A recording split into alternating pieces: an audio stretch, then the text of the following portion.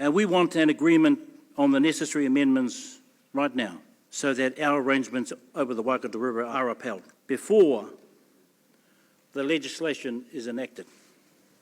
Otherwise, you and I will be sitting opposite each other in the court. Kanohi ki te kanohi, upoko kohua ki te upoko kohua.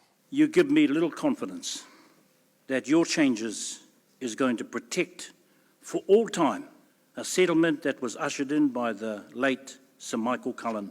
Ko te mea ke takai tunu ana tō mātou Kereama, ko te ture o te awa Waikato. E whakapūmauti ana I roto I te ture.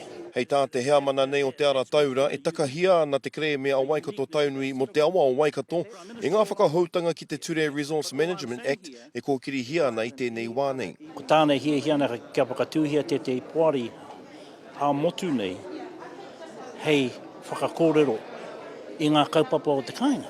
Kei te heka tō tēnā. I moko e tukoro e rangi rāua ko Lady Raiha mahuta te Kereama mo te awa o Waikato I te tau 2008, ko tōna matua he tuku I te mana whakahaere o te awa ki te iwi. He pūtea whakaora hoki I te awa kei tōna 200 miliona tāra te uara. I noted your words before you kicked the media out.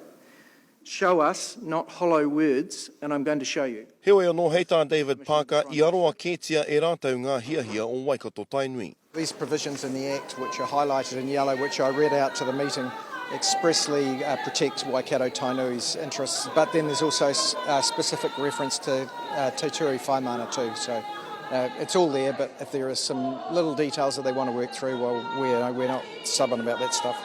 E nei kōrero e nei hei tā David Parker ka whai mana te ture RMA hou hei ngā wiki e rua e tū mai nei. Me te hā hei tā tukoroirangi Morgan ki te kore e tatu o rātau hiahia he kōti te whai. I'm Attorney General. I respect anyone's right to go to court. I don't think it's necessary because Tuku said he didn't want hollow words, which is why I showed the provisions in black and white. At the end of the strong words, he said, let's work through a few of the details and see if there's anything outstanding. So we'll do that. That we change the... He ara tō ngaki kai te aroaro, engari te ahua nei ka riro māna nai a mahuta ngā wai kare e whakamarino. Ai ka kawe au te hiahia, kia noho tahi, kia kōrero, kia whakawhiti whakaro, kia tāpiri atu ngā hiahia o te iwi, mea rātau nei whakaro ki te awa o Waikato, I raro I ngā panoninitanga o te ture kei Paremata. Me te manako hoki o te kāwanatanga kātau tēnei take, I mua I te pōti nui o te motu, hei tēnei o ke topa. Kereama Wright, Aukaha.